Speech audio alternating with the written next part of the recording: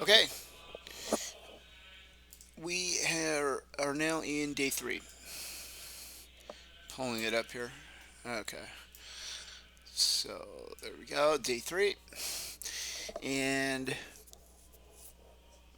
it was uneventful except for the 3 p.m. phase, which was, this is reminiscent of my last attempt, the infamous 3 p.m. phase. Um, and what happened was the alarm went off, and I didn't hear it, and I was still sleeping. And when my landlady came in, knocked on the door, she woke me up. So it was 30 minutes. It was 4 p.m. I should have woke up at 3:30. I woke up at 4. Um, and what I have to say about that is that the speakers that I got some new speakers. They're about half the size of my original speakers, and they they don't get that maximum volume that the uh, larger speakers got. My previous speakers, those things, I couldn't even blast them because they were just so loud, and I had to actually adjust the volume downward on the speakers themselves. And these speakers barely get that piercing quality enough that that's supposed to go, grating into your consciousness. And I'm kind of hoping this isn't going to be a ongoing problem. Um, I mean, because I'm thinking that my as my mind continues to adjust, it's going to go with the flow. It knows when to wake up, and when the alarm goes off, it knows it's time to get up. And it's gonna flow like that. I'm hoping, and I'm also hoping that the alarm is going to be sufficiently loud to not be an ongoing problem. Um, if it is, I'm gonna have to buy a bigger speaker. I'll just go down, probably just go down to the local shop here in town, and pick up a set of speakers from them, and it'll be the big ones that have you know full size speaker, and that way when that siren comes on, it's so loud that it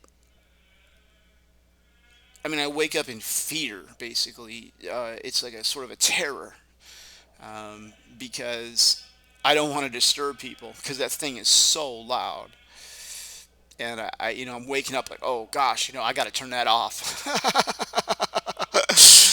Yeah, like an urgent business that I have to get that alarm off. Now, um, if you reviewed my previous attempt, which is difficult because there's so many videos, it's like 30 of them,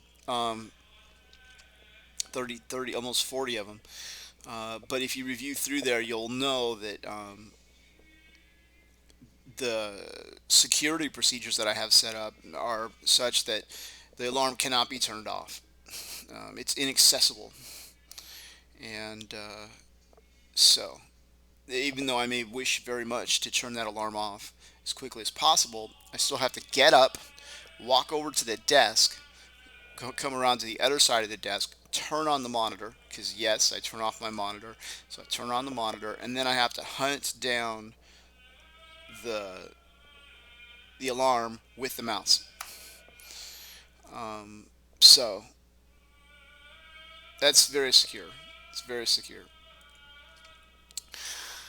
And again, everything else went great. I mean, I've been feeling really good. I haven't had any severe sleep deprivation or anything, and I'm feeling really good. The last phase, the one I just woke up from, like 17 minutes ago, um, it it has some very strong hypnagogic imagery on the way to sleep. At one point, I was actually jumping down a ledge, and I actually performed the jump in my mind while I was awake. I was actually jumping in the hypnagogic imagery, using my will and everything. And at one point, I was in a car, and a police officer um, came by the window, the driver's window. He was kind of smiling at me, and there was a lot of the different hypnagogic imagery that was very vivid, and I think it's a good sign. Now, I haven't had any recalled REM dreams yet, um, but again, this is day two. I mean, now it's starting day three, but in the first 2 days, no recalled REM dreams yet. But day three is the last attempt that I made. Day three was pretty significant. I was able to good things started happening in day three. Um, as far as goals for day three, I am definitely looking to put 24 hours distance from that 30-minute oversleep.